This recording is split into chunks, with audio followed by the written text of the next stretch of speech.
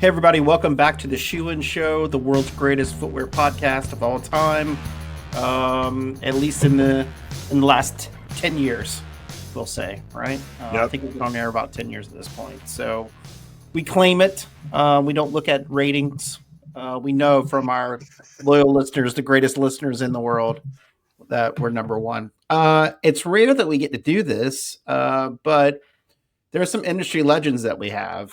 And this is one of them, I think. And this is going to be just a fascinating, great episode for the industry, but also people who just love sneakers, I think. So, Matt, maybe I teed that up too much, but I don't think so. Oh, man, you served it up perfectly, my friend. So one of the cool things about our guest is that he has seen it all and done it all within the sneaker design space.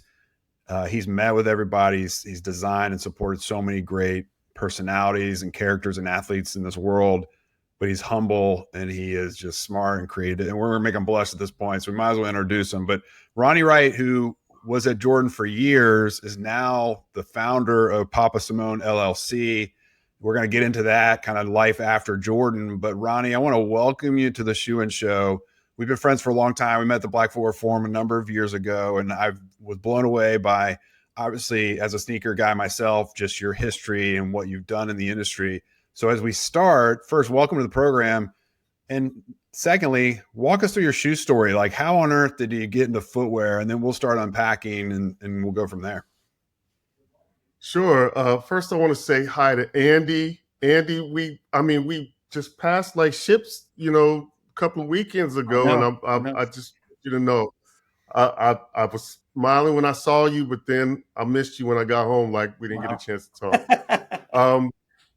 So my history, I'm born and raised in Portland, Oregon. My parents are daydreamers. My father was one of the first African-American firemen in the city of Portland, but his real love was music. And my mom sung in Jefferson High School choir, and he directed, and they had their own little local community choir. So music was like family to me. It was all the time, every day, and sports, and loved both of those things. And then that final piece, I was a daydreamer as well. So probably thinking back when we weren't diagnosing ADD, I probably had a lot of ADD because I doodled on everything. I didn't listen to the teacher, and I just drew on everything. And as a kid, it was spaceships, saving the planet. And as I got older, that turned into other interests, fashion, being on stage with my shirt ripped off and designing this stuff. Yeah. Here we go. Buckle up. Jerry Curl.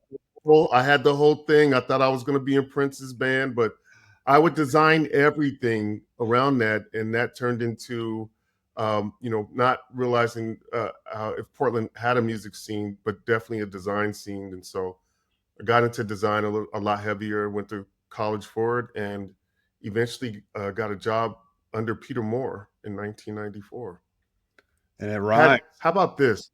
I had no clue who Peter was growing up, but I had every single one of his posters nailed to my wall because the tape wouldn't stick. So the Iceman, Gerving poster, Moses Malone, all of that. Sports and daydreaming was my thing. And then, of course, I didn't know who he was when I met him either. Not until he, passed away that I realized that this man influenced just about every aspect of my talents. That reminds me, was that Moses Malone poster? Because back in the day, like in the 80s, 78 and 80s, they do these posters. I was a Magic Johnson guy, so I had tons of weapons on my wall and magic on the wall. But was that the one where he was dressed like Moses, like a staff? Remember when they do like a caricature of whatever their thing was? You remember those posters? Yes. It's funny, because as an adult, you can look back on those, and literally what he was creating was superheroes, right? Yeah. You had the speedsters with the good cop, bad cop speedsters one. The field general was one of my favorites with all the quarterbacks. The Snake was on there, Marino, all those guys were on that one. Yeah, I had all those. Dr. Duncanstein. I remember. You name it. Well, I was a Redskins guy. There's a total, we're already pulling threads we didn't expect to pull on, Ronnie, but I'm a Redskins Commanders guy, and I had the posse, which was Art Monk, Yes, Ricky Sanders. Aussie, yes. Yeah, and they took a picture on the Capitol, on the mall, on the National Mall, on the Capitol, and they had two like cowboys tied up, and it was like the posse, and they're dressed in Western gear. Remember that? I had that one. You had it? That's awesome. So yes, that's what you do, because I want to parlay this into like who you are and what you do, Ronnie, because you're a storyteller. And so you come in under Peter Moore and you launch this epic career at Nike and Jordan. And we've had these conversations since, because you're doing other work now. Talk about the storytelling aspect of what a designer does and creates for the end consumer. Yes. So vital. I storytelling is probably the key piece to really being successful. And what I mean by that is you got to have empathy. Without empathy, there's no influence. And in order to have empathy, and in order to tell a story, you got to really know what you're talking about. You got to be connected. Peter showed me that. My first interview actually was with Peter and Strasser before they were Adidas.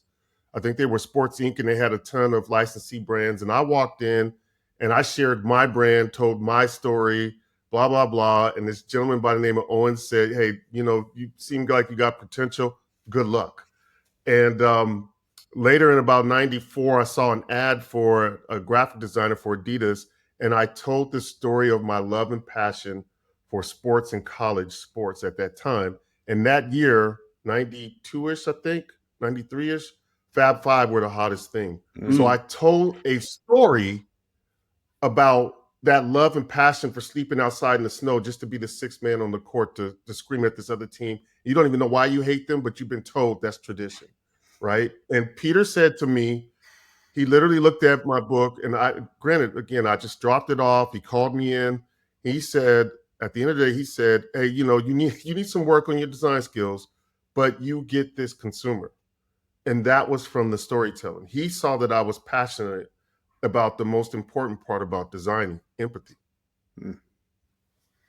How do we do that in today's world where empathy seems to be fading some? Because I was thinking before we got on, I was like, like you're designing shoes for mass market, right? Like people love sneakers and they form community around sneakers. But is the community receding? Is it fragmenting in this kind of world? And I don't want to go so deep on this from a sociological issue, but I feel like it's the time that is like sneakers usually bring people together, and now we're having all these extra fractures. Like, how do you tell a story and get a community together in this day and age? I think you said the perfect word. I think we have to accept evolution. Sorry. You ask a question, you're going to get a creative answer response, which is probably going to be even more confusing. But the world is much more built from microcosms than it is macros.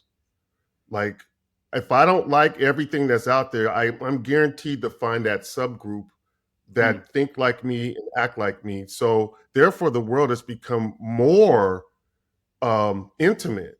And we keep trying to do old school and go, how many can we sell or design for the masses? When the masses right now, the bigger you are, the less intimate you are. And I mean, who doesn't have a brand right now? Pick a genre or product. I mean, it used to be you can only do your own little t-shirt brand, till somebody figured out we can make people think they designed a shoe and start their own shoe brand. And you got shoe brands, you got t-shirt brands, you got jewelry brands. Everybody has a brand. Everyone has a brand. People are selling themselves as a brand and we're buying it. And therefore, it really does come down to empathy.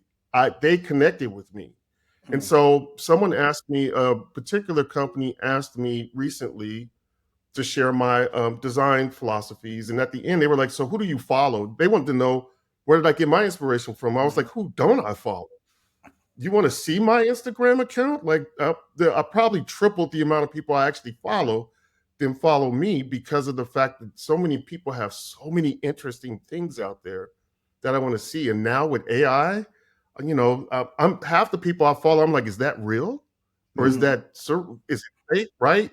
But it still grabbed my attention. It grabs me personally. So I think it's the opposite. And I don't think corporate is paying attention to the fact that they're trying to sell one thing to the masses and the world has evolved. Well, that intimacy is going to be so important, Ronnie, because Andy's right. Like, just look at our media consumption. Everything's just fragmented and micro, just these micro kind of industries and echo chambers, if you will. That translates out to the consumer goods space as well. But intimacy is going to be so important as we continue to enter into this AI age.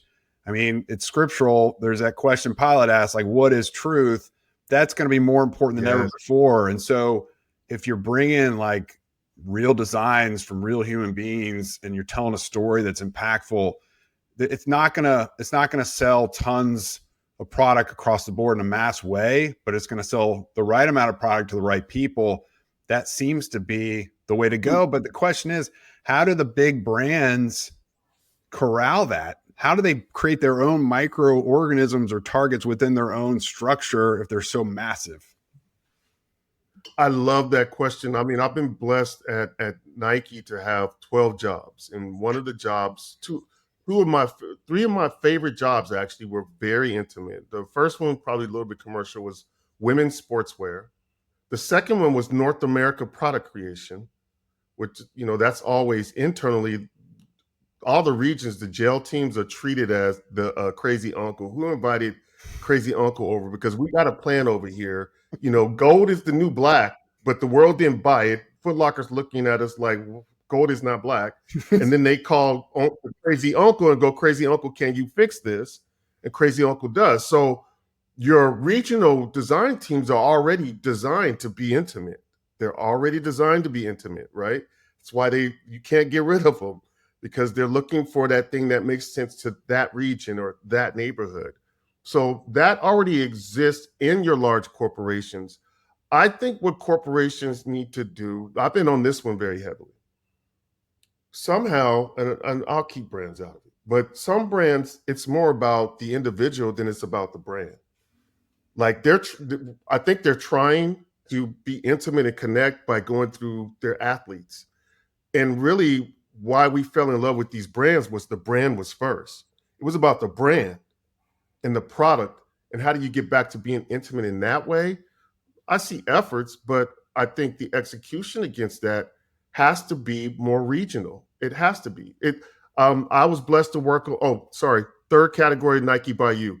You can't get more intimate That's true. than Nike by You. Pre-COVID, right? So not too many people were waiting to get their stuff shipped to them to their front porch pre-COVID, and even post-COVID, they get it the next day anyway.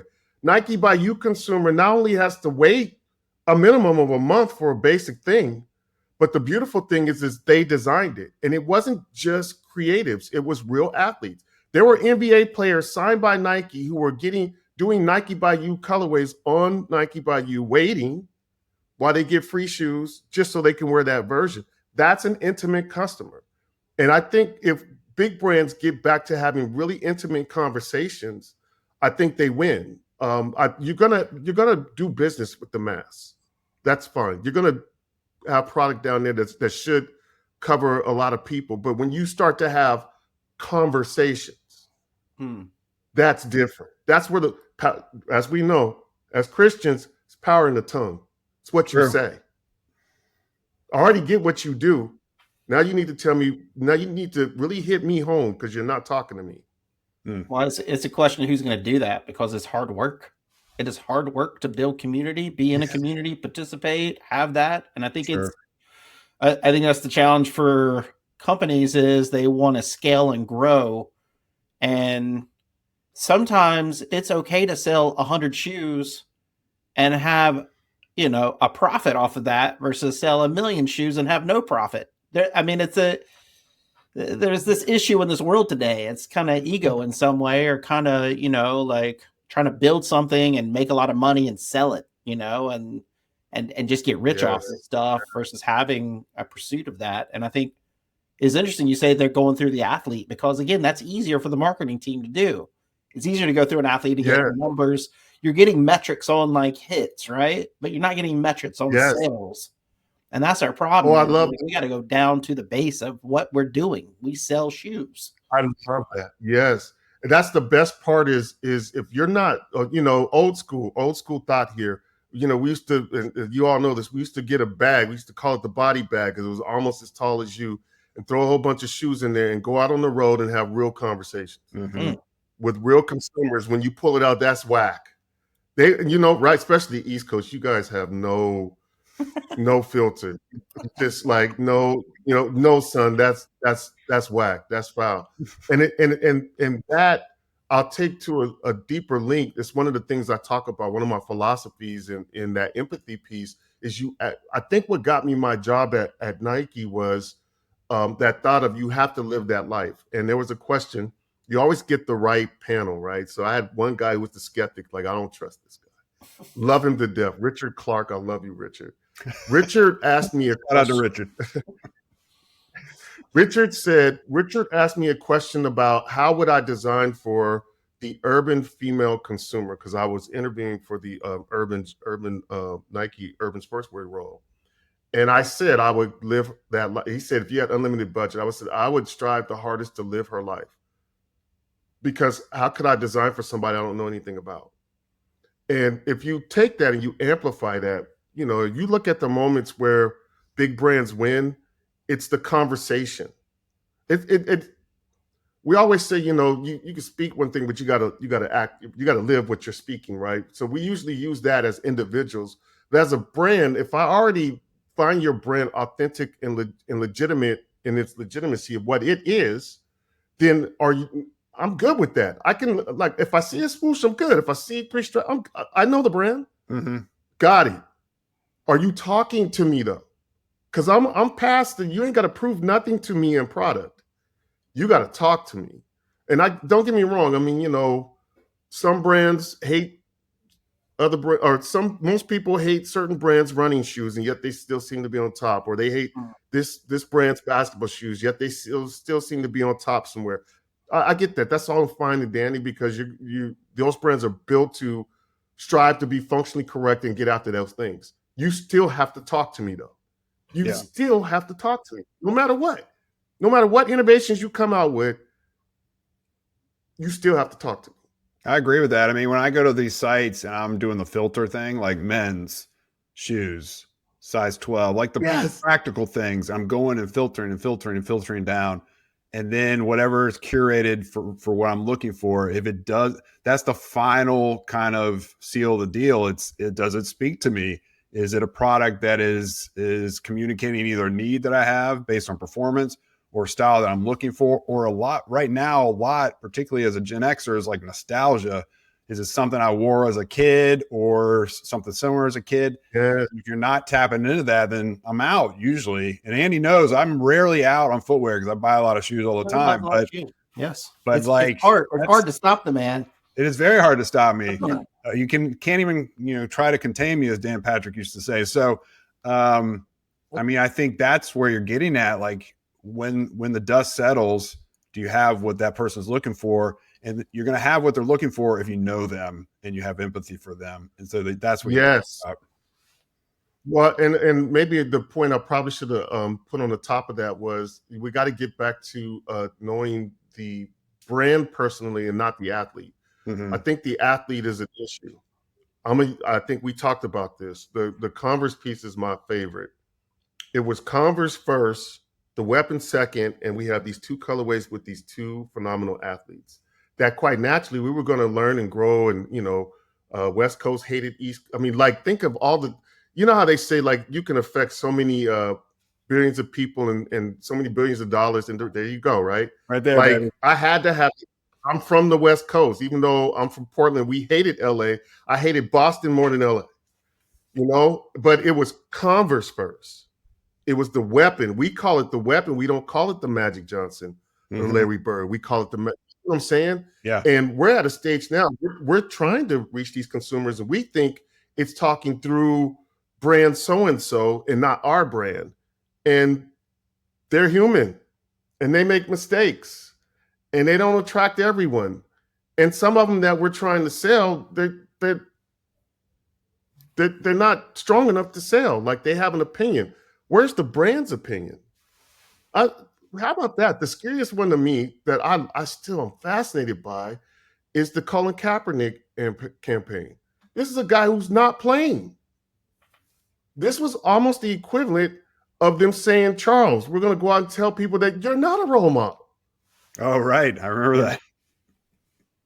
Right? And it's like, the cool thing about the Charles piece, though, it was the brand saying, let's really get after that we're a rebel brand. Right. So it worked in harmony with the athlete. The Kaepernick, he's Kaepernick, but that was the brand speaking. And those are those moments where you kind of go, okay, where's the brand? I love the latest ads from Nike. It's not just do it. It's, what are you doing? Mm-hmm. And we'll see what happens with that. But you guys, I'm sorry, I should have told you all. I do this thing, I call it hot breath, and it's where I could talk a lot. So if you get me going, shut me down. No, man, we'll never do that. Or, We'll never do that. And my question, and I could talk to you all day. I know Andy could. I don't mean to step on Andy's toe. I'm sure you got some questions. But my question for you is, what was in the water at Nike? As I think about Dr. Dwayne Edwards and Wilson Smith, both of whom have been on the podcast, and now you, Ronnie. It's like the trifecta. We're closing it out. We were at dinner the other night, four of us talking. It was an amazing dinner, kind of that intimacy, kind of breaking bread and fellowship that we all so sorely need. And there was someone made a comment. It's like, there's hundreds of designers at any given moment at some of these big brands. What was in the water in Beaverton for like the three of you guys? Because you've all three come out and excelled. You have really, really cool points of view. You're doing some really cool things. But what was about it that really drove you to these successful places? For me, it was something else that I dig into, because I do music, is this idea of the collaborative. I think group perspective is probably I don't think the world exists without us getting together and harmonizing in some way. So for me, it was that. I was born in Adidas in the 90s when Nike was killing us, and we all wanted, all of that. But there was, I was the 5th apparel designer in Adidas America, and I was the 7th footwear designer. So to sit in a meeting with Peter Moore every week was nothing to me, and have him cuss us out all the time. But to go to a Nike where it's very large, where at other companies prior to, I did everything.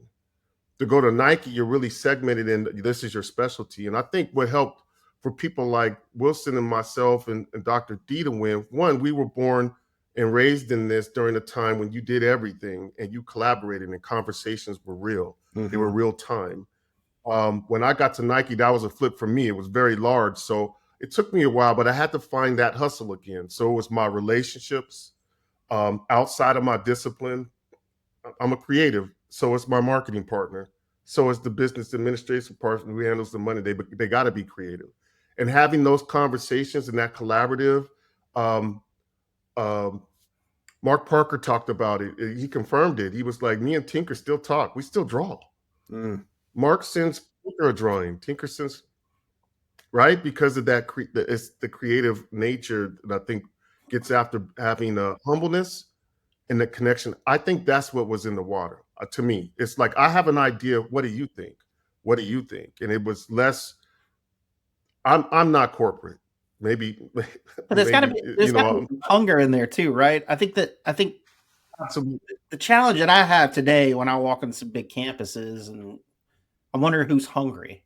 I see a lot of people walking around and having coffee. That's great. It's good to have conversation, but like, what is that a productive conversation? So it's like you said something earlier. Are you living the life, or are you just living the CV? Yeah. Are you living your resume? Right? It's landed on your resume. You did it. That's great, and you contribute here and there. But like, are you?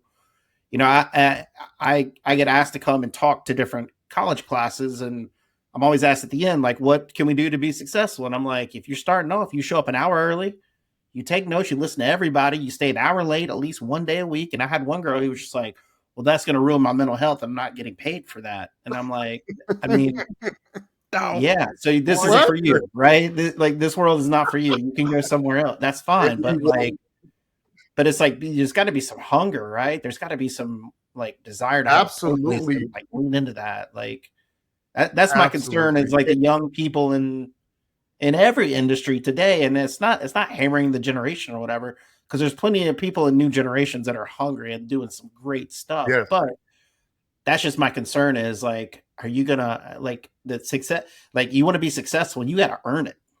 Like it ain't gonna be Instagram. Yes. No, well. So let me dig into that a little bit. So that's why I ended with I'm not corporate. I was literally on my way out the door. I was working on something on the brand product side because it was there, and I'm serious when I say this. And like God was beating me up, like, well, do something about it. So my biggest successes were in areas I had no business being in. My biggest successes were in areas I had no business, well, at least at the time. That wasn't my job. It wasn't asked of me or required of me, but it struck me, and I was passionate enough to say, I must do something about it, right?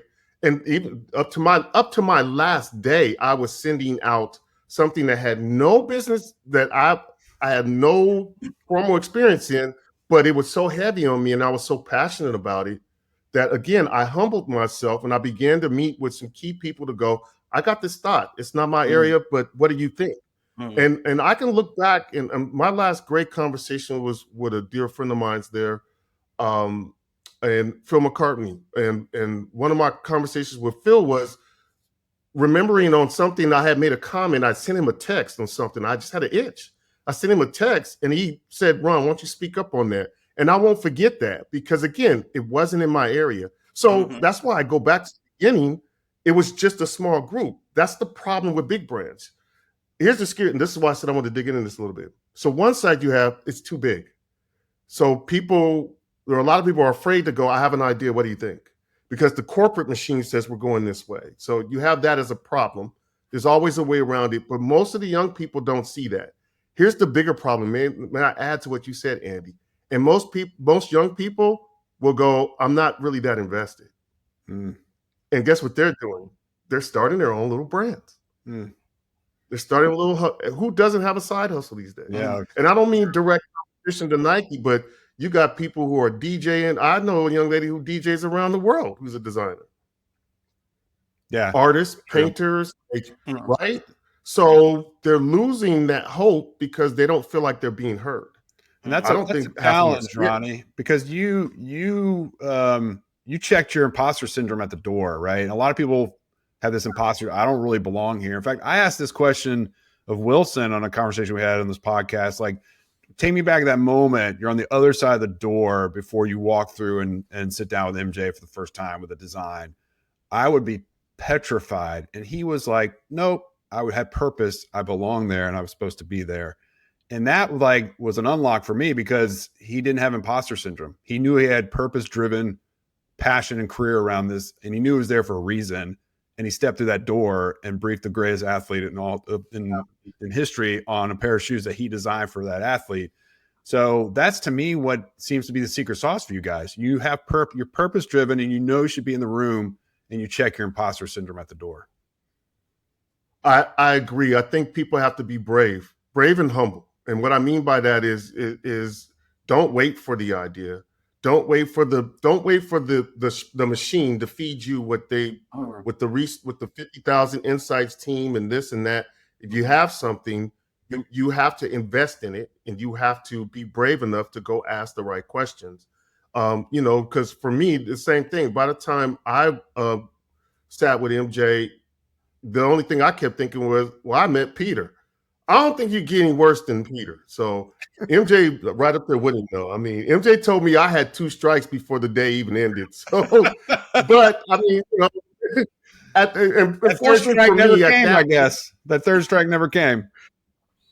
No, it didn't. It didn't really come. At least I don't think it did. But I mean, that was the big thing for me, was the fact that, I mean, man, I was desperate from day one. I didn't have I left my portfolio. I didn't even have graphic skills. And I asked the lady at the front desk, somebody who I happen to have grown up with, hey, can you please give this to somebody? At some point, you have to be brave and humble. At some point. And just do it. Like when you were saying you had these ideas, right? You had no business being in that space doing that. I want to pause on that, because people who are listening, that's called adding value. That is like, so people are like, oh, if you add value, you always have a job. Well, what's adding value? That's adding value. It's seeing a space that needs to be filled. And if no one's going to do it, you should definitely jump in and do it, right? Like you cannot fail. You can only like learn. And I think I was reading a book about like Rockefeller a long time ago and like how he built his empire. And he was like, like he was training people and he basically was like, you need to learn how to do this job and you need to hire somebody to help you do this job so that you have more time to think about adding value and think about what's the next thing that we're going to be doing, and like jumping into other things. So his whole thing was like, you don't have a career just to do this one thing that we're asking you.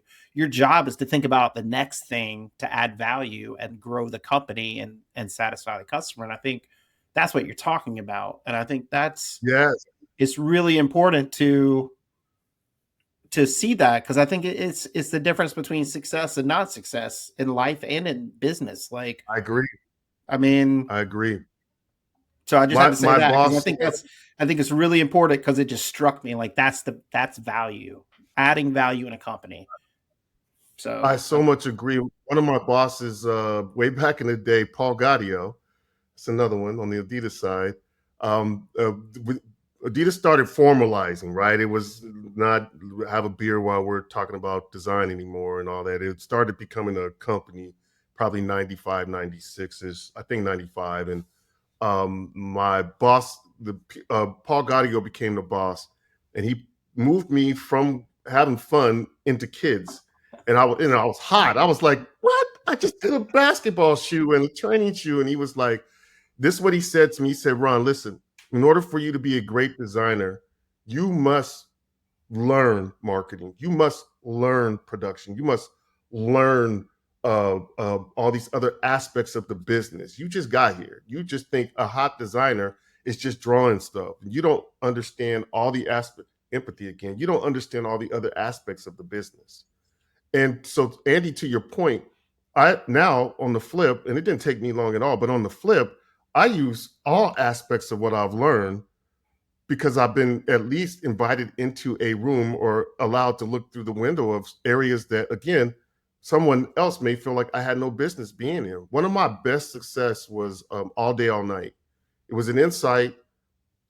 I was brave enough to present it. I was humble enough to say, what do you think? And the leaders at that time at Adidas were like, I don't get it. And basically it ran right into brand. It ran into everything. So 2 years later, when Germany called and was like, you guys got to come with something, he called me like, do you still have that? And I presented it. And then they didn't even know what to do with it. And so I was allowed to be a part of the marketing team, the brand team. I went out and pitched it to Keith Daly. I think Keith Daly was VP at Foot Action. Mm-hmm. And that guy to death. I wish I could find him. And presented it to him. We had a great relationship. Again, I'm only saying that from a humble standpoint of saying like, those weren't my jobs. So to your point, I'm going to add to your point is like, what is your true value? Is it to just wait to be told where to move your hand? There's way too many creative people in all aspects of business that can get up and say, I have an idea. Why are you waiting for corporate fights against itself?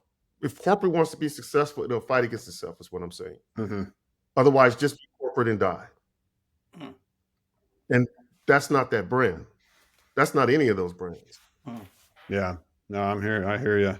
Well, maybe let's get into some of the Jordan stories. Like, how did you get into Jordan? Like, what's the pathway in? And I think the question too for a lot of people, and everybody would ask this, is like how much a part of the creative process was Jordan when you're making the shoes? Oh yeah, I love both those. I think because I was around the industry for a while, I think that's what got me in. For example, before I was even at Nike, I ran Mecca Footwear out of Santa Barbara. We used to do the big show in Vegas, Magic Show.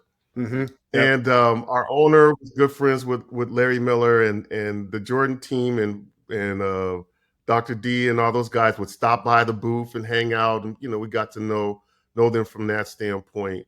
I would say someone working towards getting in, I would say the same thing. I pause because it's going to be the same thing. Like, you need to be so much on top of of who you believe the Jordan consumer is, along with what the brand believes what Jordan consumer is. You need to really study the brand and study the consumer. And you come with ideas that you're going, what if? Bring something that you don't know if it's fresh to them, but it could be because you're thinking about it. You're not trying to follow them. Don't follow them. Lead new. Try something different. That's where we won. I mean, somebody literally got up and said training is a thing, and Reebok was born. Mm-hmm. Who knew, right? But somebody had to do it. I tell people that all the time. I was like, well, before air, there was no air. Somebody, right? It's now a common thing, but somebody was like, what if we actually captured air and put it under a shoe? And it was like, come fresh, come new, come constantly thinking of what's next, and think about the experience. I'm into the items, I'm into the ideas over items. Like, what's the experience? What's the culture? I'm not even in the consumer anymore. I got to start with culture to get to a consumer. And so I think those items will flow from the culture and from the ideas brought. Right. Yeah. That's what All Day All Night was. It was a culture thing, and it wasn't a consumer thing. I was solving for a culture. And so for me, I think that's how you're going to get into Jordan. Working with MJ, and how much was he involved? He for my era, he was heavily involved. That's where my 2 strikes came from. When I got there, the whole my direction was going to be around flow. And I remember when I worked in for GBMI, I was in Santa Barbara, so I knew MJ was going to be down in Santa Barbara.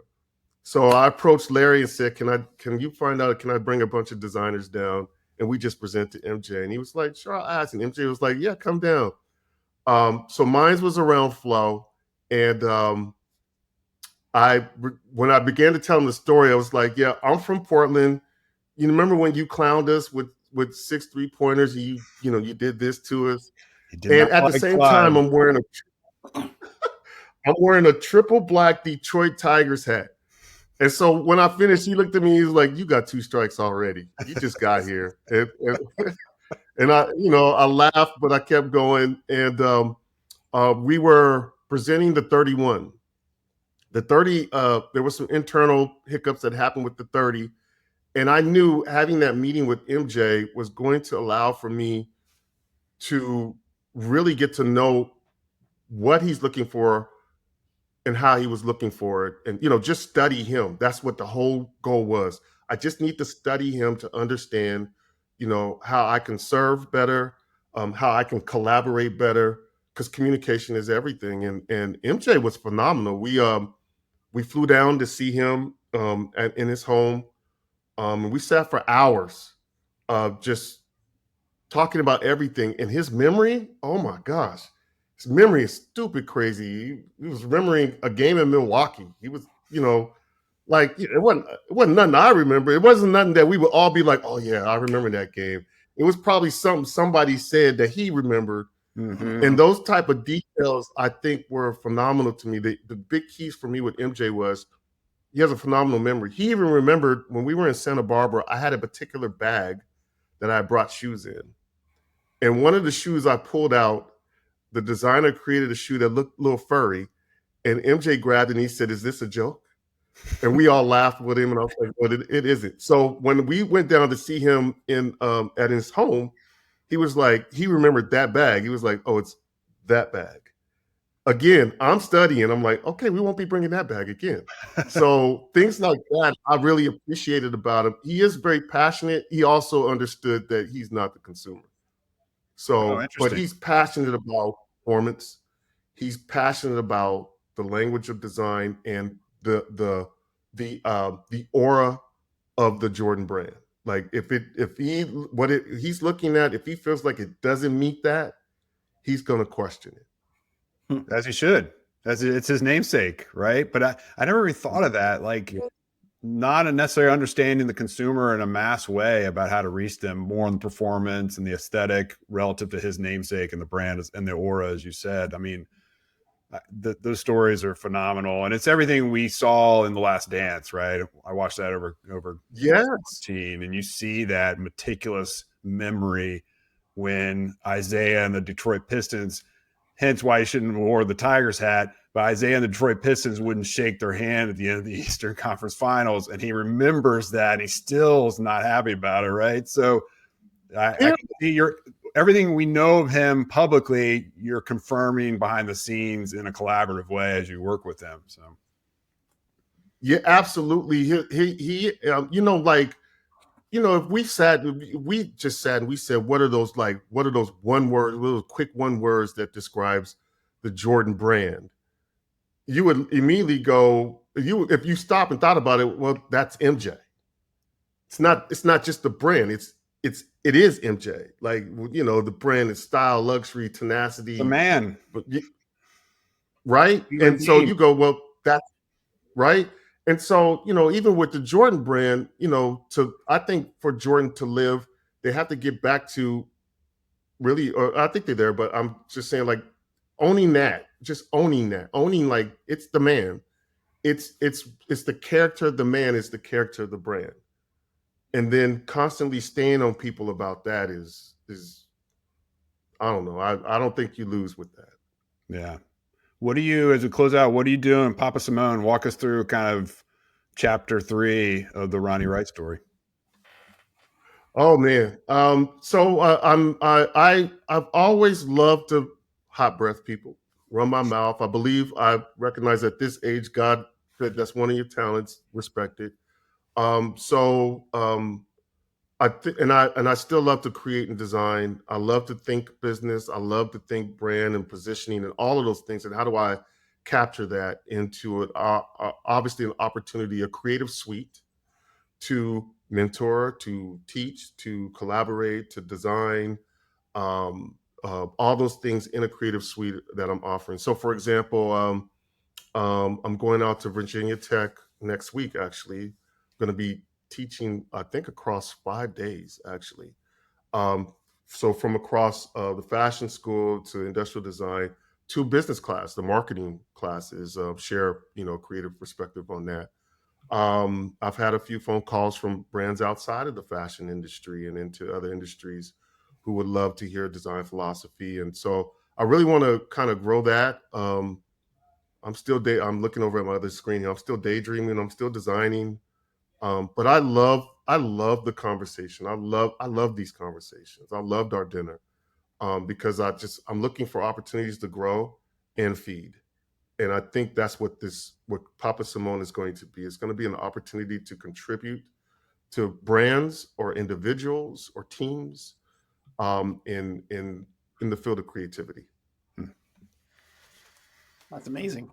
That is amazing. I'll have to say, it's kind of curious that you say Virginia Tech. I've been talking to Virginia Tech, deans of Virginia Tech, through the Footwear Innovation Foundation about creating a cross collaboration between the industrial design school, architecture school, music school, engineering school to come up with like a new system for footwear. Right? Full circle moment. So there's some, and I like Virginia Tech because they're not uppity, right? They're not high class, like Ivy League, like think they know everything. They're like they grind, like they are in it and they know. And they're super smart and super collaborative. So campus is beautiful. You're gonna have a great time. So I got a call with him soon. So I'm gonna. That's fascinating. Andy, if you need me to fly back out, you let me know. We can tag team. I went to University of Kentucky last year and around this time for the same reason. Same thing. Hungry.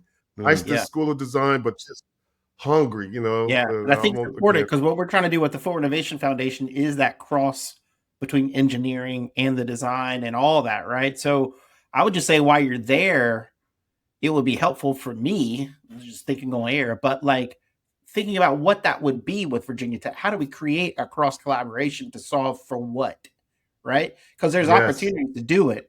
The question is for what for footwear? Is it a new system for making shoes? I still got this idea about redesign in the warehouse, right? So shoes not selling, it's because the trend's not right, the color's not right. How do we create a system that will colorway it instantly, and then you could sell it versus selling off to TJ Maxx or somewhere else, right? Like there's something to that. We got to figure out some new stuff for the industry. So I love that. I want to hear your feedback when you go and you engage with those students and see how that campus is and see how those deans are. I'm fascinated. Yeah, the project that I'm actually working on, that I'll be the assignment that they have, it won't. My goal is it doesn't result in a product. Mm. My goal is it results in the idea, right? Because if they don't understand the idea, don't draw. You can show me a million drawings, and there might be. They're pretty sure they're great, but what I don't know what I'm right. And so I love where you're going because it's really charging them to go. When I say the idea, let me go a little bit deeper than that because I could say anything. How do we, right? How do we solve for quick change, quick turnaround? How do we solve for an industry that's forever turning and growing? I think that's a great question. So the questions that I'm asking them is to identify a culture and identify a need and a desire in a culture, and no more. What you come with could be a design, color, I don't care, but if you don't do this first, we can never get to that. And it's going to be fun. I will talk because I'll share. Yeah. I want to share. I also want your feedback. Going out experimenting with different things, but it's always good to give feedback. But yeah, I'm trying to get people to think like you, like bigger, like sustainability or what that means. Maybe in your discipline, you're going to draw something. But if you're not talking to a discipline over here that's all about manufacturing, I don't know how you get. That goes back to my story. When I was in kids, it was learn these things. That's going to make you a better designer. So that's why I love what you're saying, right? When you get the multiple disciplines talking together, now we have something. Now you're gonna collaborate. You're gonna collaborate. Can I share this? My last thing. My big thing is collective potential. Under that, you have create with empathy, be a sponge, and group perspective. Those are the things that I'm trying to surround. The only reason I brought it up is because I actually apply it to my daily life now. Like I go to my wife and I say, I have this idea when I'm creating with empathy and I'm being a sponge and I'm learning. And then she group perspectives me and goes, I don't think this is the right thing. That's quite stupid, actually. You're a wise man, my friend. But I'm I had to look back on my career. Why I wanted to start Papa Samone was look back on my career and say, then what is it? And it was like, it's not a design. It's that thought of like the potential of something being successful starts with, you got to be passionate about what you're trying to create. You have to absorb and you got to ask. And you're a submarine. You think you know where you are. You need to sonar out so you know where you are. And I've applied that to music. I'm not an accomplished musician. I took lessons, but I hire guitarists and violinists.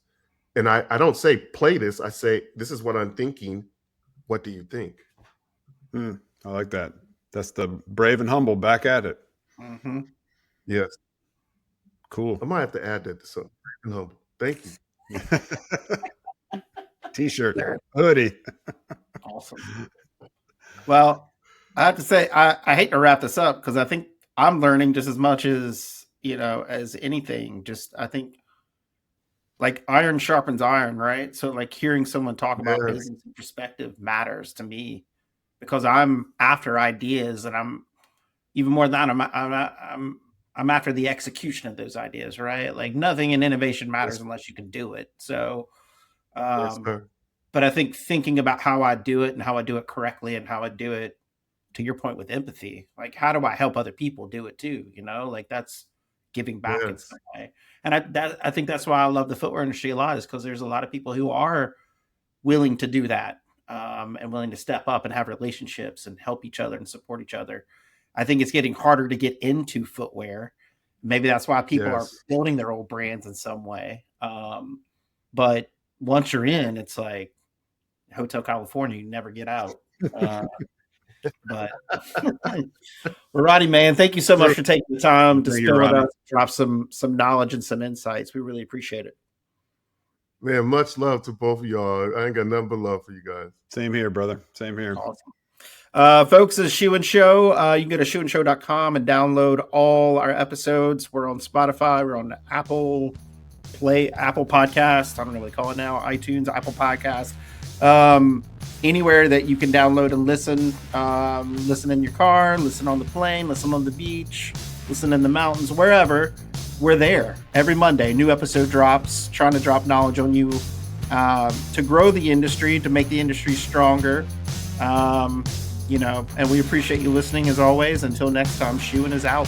Shoein has been brought to you by the FDRA, the Footwear Industries Association focused on retail, trade, politics, and fashion, helping create and enhance conversations on all things footwear. For information about FDRA, visit fdra.org.